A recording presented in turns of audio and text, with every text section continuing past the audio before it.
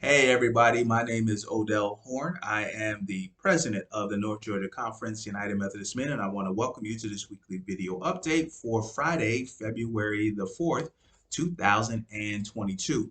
I want to thank all of you who joined us for the online small group Misreading Scripture with Western Eyes, Removing Cultural Blinders to Better Understand the Bible, written by Randy Phillips and Brandon J. O'Brien. If you missed this online small group, I highly recommend that you buy the book. But there is a 10-part podcast that the authors did with our daily bread that we will post on Facebook and Twitter beginning on Monday, February the 7th. It is very enlightening, their conversations about how we in the West misread the scriptures, which primarily is an Eastern text. All right, so make sure that you do not want to miss these authors' insights on how we in the West misread scripture. We have some more opportunities for online small groups. Starting February 17th, Discipleship Ministries will be leading an online small group for us called Courageous Conversations About General Conference. And that will run for 3 weeks, starting February the 17th at 7 p.m. In order to sign up for that, you have to email us at ummen@ngcumm.org. I'll put that email address in the link below this video. We also have from the General Commission on United Methodist Men, Jim Besh will be leading us and network the right people in the right places for the right reasons. This deals with spiritual gifts.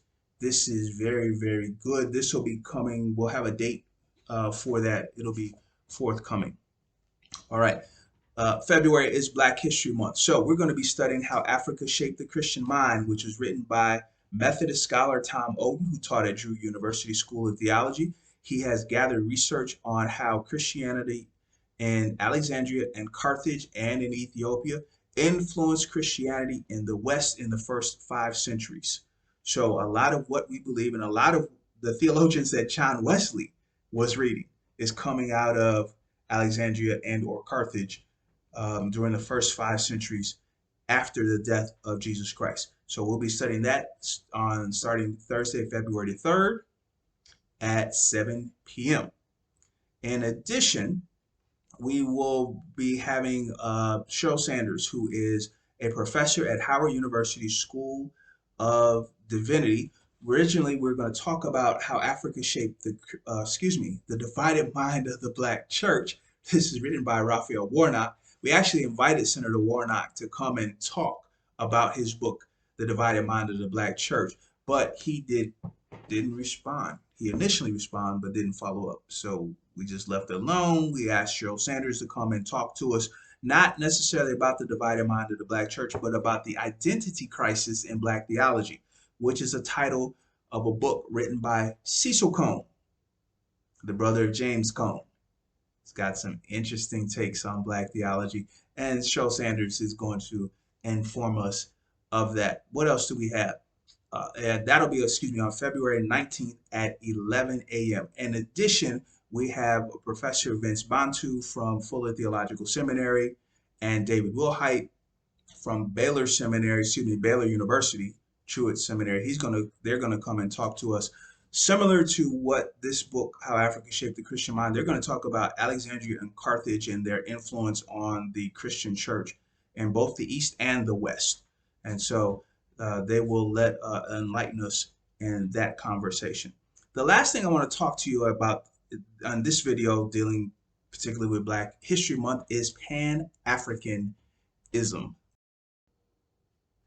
Pan-Africanism is a concept that was introduced in 1960, some would even argue goes back further than that, back in the 1920s and 1930s by Marcus Garvey. But I first learned about it by studying Black Studies or African American Studies at Clark Atlanta University, where I received my master's degree in African and African American Studies.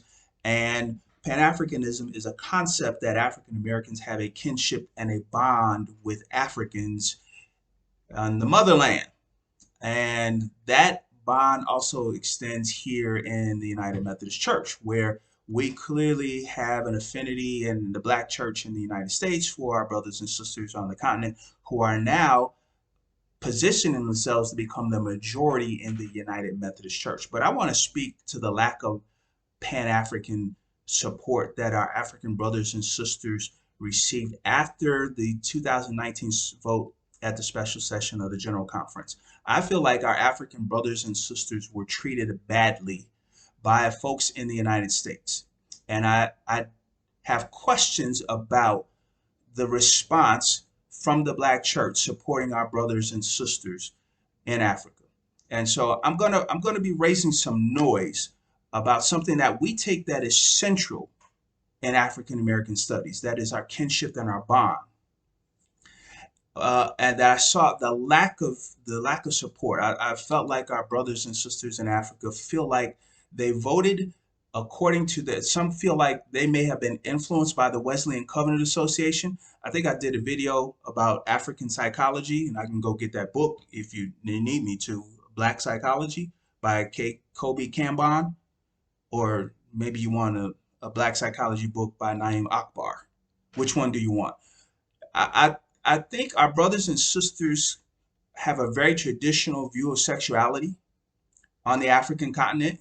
And truth be told, our brothers and sisters in the Black church in the United States have a very traditional view on sexuality.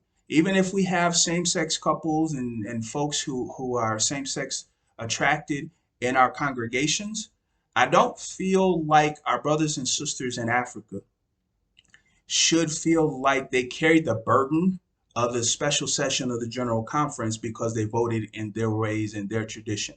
And I feel, I'm going to be as honest as I possibly can, I feel like the response is lacking.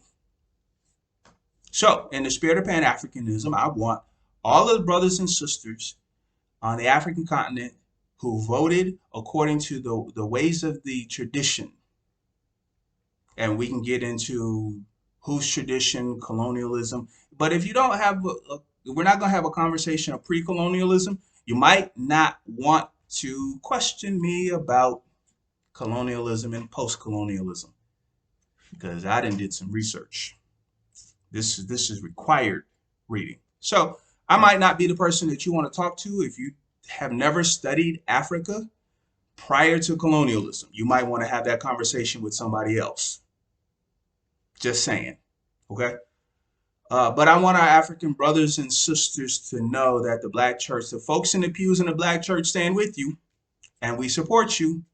And I will not leave you hanging. I will not be silent when other folks are attacking you because you voted according to the ways of the tradition, and they don't feel that that was the right vote or the right side of history. That's a conversation we'll have at General Conference, but I do want everybody to understand that in the African delegation that we support you, we love you, and we're here for you. My name is Odell Horn. I'm president of the North Georgia Conference United Methodist Men, and I'll see you next time.